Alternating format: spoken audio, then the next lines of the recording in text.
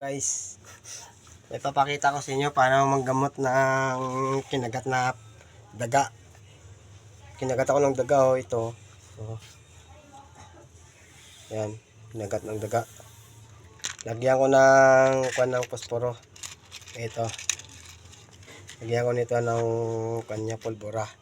Tapos sisindihan ko para mamatay yung virus. Ayan. Yan guys, pakita ko sa inyo ha. Sindutan ko yan, sindihan ko, lagyan ko ng pulbura yan. Sakit eh.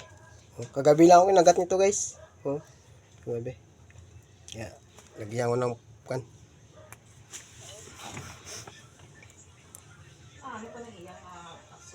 Tsaka sindihan ko.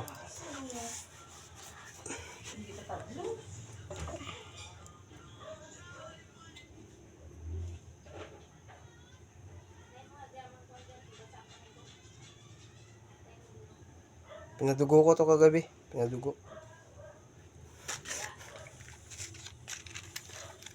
ko to kagabi. Ako sa inyo. Masakit lang to. Kaso, titiisin mo lang. Titiisin mo yung sakit. Sakit to kasi siyempre apoy. Pinapatay yung kagaw dun sa loob. To.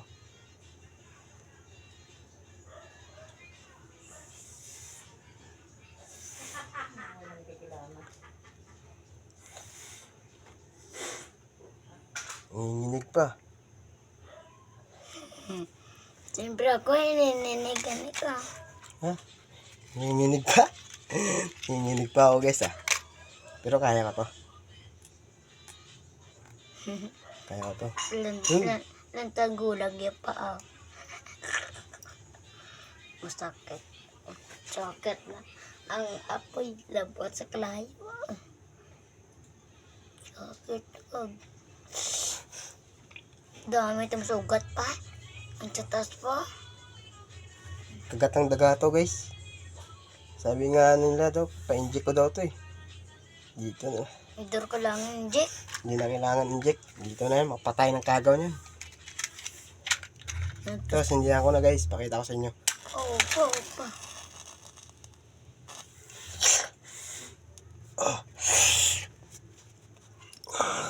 Ito guys Sugat.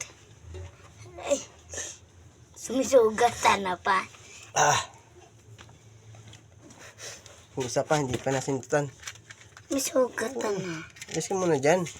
Yung isa pa. Kasi ilang piraso, 4. 4 piraso yung sugat.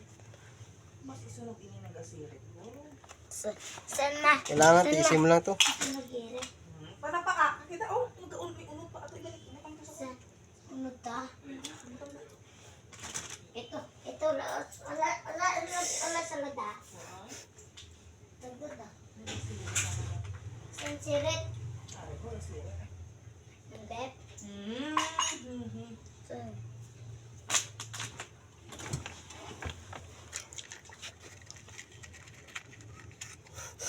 Sindihan ko ulit to guys. Tiis-tiis lang. Kaya mo yan.